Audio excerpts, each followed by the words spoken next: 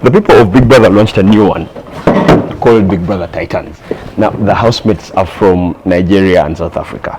So it got me wondering what it would be like if we had Big Brother East Africa.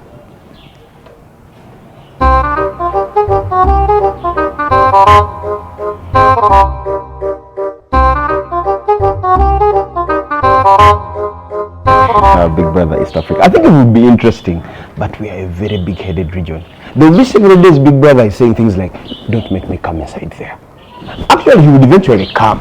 In the flesh, it will be a first.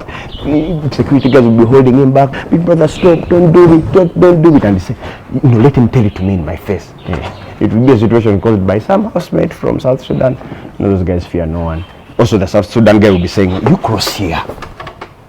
And in that whole moment, trust the Ugandan guy to look at Big Brother and go like, Patu? Yeah. There is no man in power. It is usually a relative or a relative. The eventual winner would come from Burundi. Yeah, that's the only winner we can accept without claiming foul play. The major problem of the house would be language barrier. We have so many languages in East Africa. Actually, here in Uganda, we have more languages than people. That's not what I mean. Too many languages in East Africa. Actually, I think we must be that story in the Bible where God gave some guys too many languages so that he confuses them from reaching him.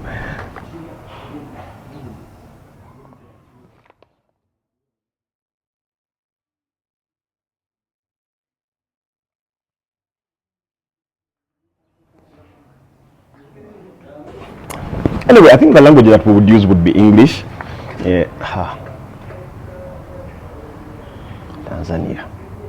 Even Uganda, we like speaking English, but only the calm English. We can't argue, quarrel. If we're in a situation that requires to speak so many words in a short time, our grip on the language loosens. And I don't really blame us. I think it's because most of our arguing words don't have exact English alternatives. For example, words like it means you have started to put your teeth on top. It means nothing in English. But we'll settle with the English. So now the issue would become the English accents in the house. South Sudan. Rwanda. No, Rwanda, no. Because you can't have an accent of something you've not spoken. So maybe Kenya. Kenya will be claiming Uganda has a weird English accent. You have an accent, Bwana. We are like, say that again. So we'd be there in the house, doing rich people things, swimming, jacuzzi, yoga. I don't trust any African that does yoga. Do you know how many things you must be done with to start doing pull out a mat, start stretching? Even some of the foods we eat don't allow that careless stretching. Anyway, we would really enjoy the house. The Congolese would be in the window saying, hey guys, put us in your things.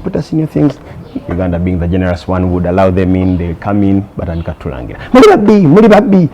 Actually, the first 3 days, there would be a cold war in the house over the history the countries share. Right? Congo will be claiming things on Uganda. I think we don't even understand. Because how do you say we stole your... Okay, I talk about Congo, Rwanda. What's wrong with you? Sorry. Uganda, Tanzania? Okay. Ugandans will be side-eyeing Tanzanians. You guys had kids with one of us and you didn't marry her. Then Kenya. So I don't even know where to start. Mujingo Island, you refuse diamonds. Which African refuses food? That's just hypocrisy. In Rwanda, you close the border for 3 years. That's just dramatic. Then relationships in the house. There would be no stable relationship in the house. The Ugandan housemates will make sure of that.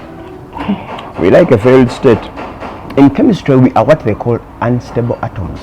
As you're there up in your relationship, we're on the side looking at you like, are you sure?